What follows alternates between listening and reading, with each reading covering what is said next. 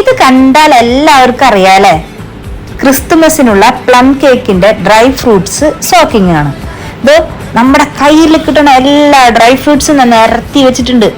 അപ്പൊ ഏതൊക്കെയാന്ന് വെച്ചാൽ cherry, ഉണക്കച്ചെറി, cherry ഉണക്കിയത്, അതുപോലെ ഉണക്കമുന്തിരി, ടൂട്ടി ഫ്രൂട്ടി, ഈന്തപ്പഴം, ഇതെല്ലാം അല്ലാതെ നമ്മൾ പട്ട, ഗ്രാമ്പു, ഏലക്ക, ജാതിക്ക ഇതെല്ലാം പൊടിച്ചത് 1 ടീസ്പൂണോളം. ഇനി ഞാൻ വീട്ടിൽ തയ്യാറാക്കിയിരിക്കുന്ന മുന്തിരി വൈൻ. അപ്പൊ ഞാൻ മുന്തിരി വൈൻ്റെ വീഡിയോ ഇതിന് മുന്നിട്ടിട്ടുണ്ട്, അത് കണ്ട് എങ്ങനെയാന്ന് നോക്കാം. ഇനി എല്ലാം കൂടി ഒന്നൊരു മിക്സ് ചെയ്ത് ഞാൻ മിക്സ് ചെയ്യാനായിട്ടാണ് ഈ പാത്രം ഉപയോഗിക്കണേ. ഇനി ഞാനിതെല്ലാം കൂടി മിക്സ് ചെയ്തതിന് ശേഷം ഒരു ചില്ല് ബോട്ടിലോട്ട് മാറ്റി വെക്കുന്നതാണ്.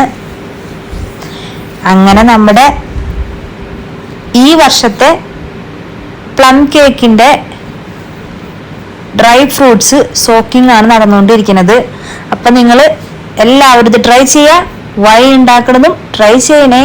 അപ്പൊ ഇനി കാണാം. Bye bye.